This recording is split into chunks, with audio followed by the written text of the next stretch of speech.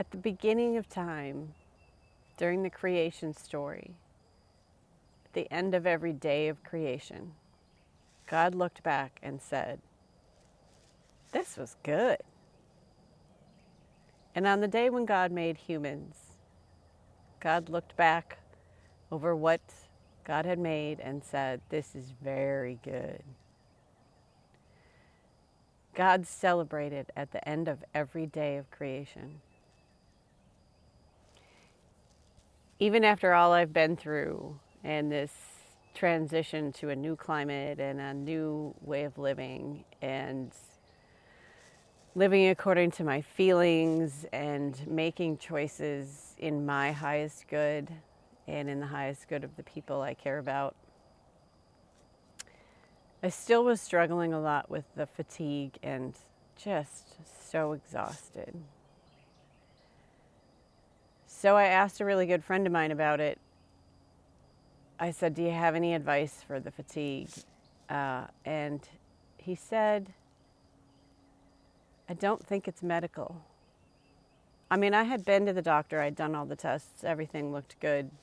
There didn't seem to be a medical reason for me to be so tired. But he didn't need to know that in order to say, he asked the question, "Do you ever celebrate what you've done?" It was such an odd question. I mean, we're talking about fatigue here, right? Yep. He's like, you might want to build some celebration into your everyday life. It was one of the best pieces of advice I've ever received. And since I've started practicing that, the fatigue has gone down. My energy levels have gone up. I mean, if it was good enough for God, it's good enough for us too. I think the thing I celebrate the most in this whole journey is that the little girl I used to be, the one who played football, the one who was always running around outside and could hardly be contained indoors, the one who ran barefoot all summer long.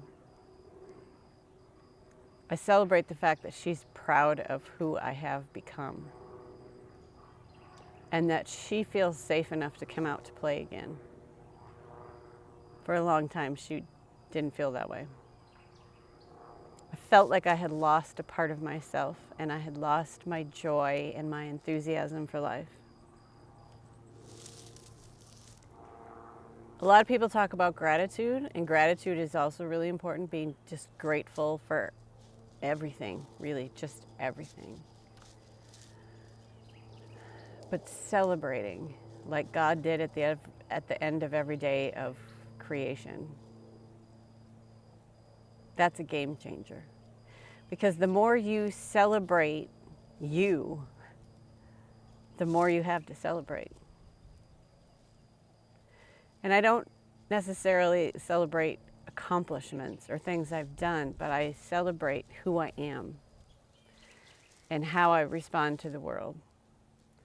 I celebrate the fact that I move forward based on beliefs about the spiritual world. Beliefs that I've only gotten from the Holy Spirit, not from a book, not from a class, not from a sermon. But I receive my guidance from the Holy Spirit and I move forward in my life based on that. And that's one of the things I celebrate. And it really does help me thrive. So I hope you too will find a way to build in some celebration into everyday life. Take some time to think about, what do you have to celebrate? And how do you want to celebrate? Could be many things. For me, it's writing, dancing, blowing bubbles. These are the things that make me happy. So go out and enjoy life and celebrate it. And thank you so much for watching this season of the Barefoot Deacon. Can't wait to see you again next season. Take care.